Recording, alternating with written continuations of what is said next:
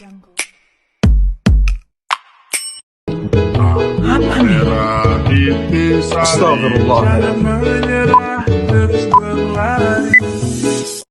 Bismillahirrahmanirrahim.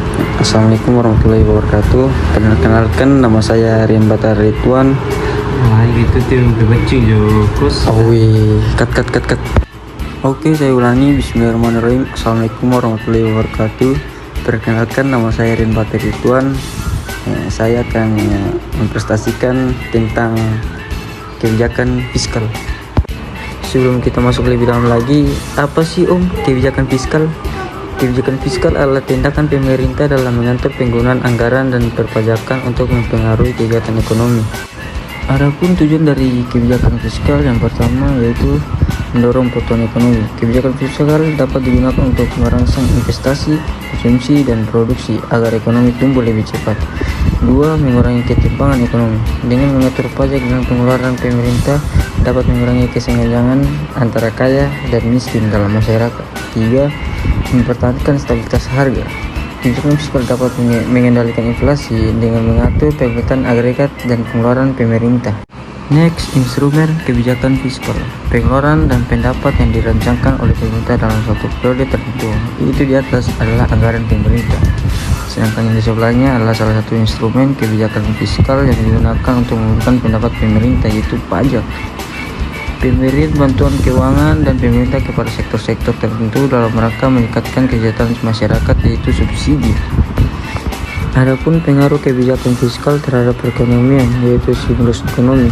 Kebijakan fiskal dapat digunakan untuk meningkatkan konsumsi dan investasi, yang pada gilirannya akan mendorong pertumbuhan ekonomi. Inflasi. Jika kebijakan fiskal tidak diarahkan dengan baik, pengeluaran pemerintah yang berlebihan dapat memicu inflasi. Ketimpangan anggaran.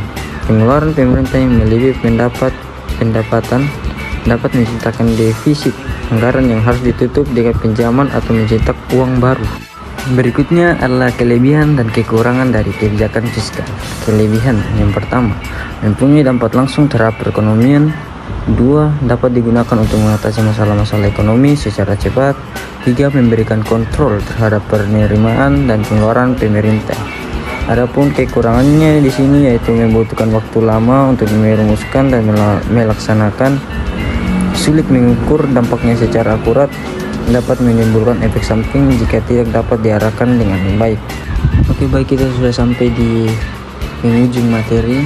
Di sini ada kesimpulan dan rekomendasi dari kebijakan fiskal. Kesimpulan.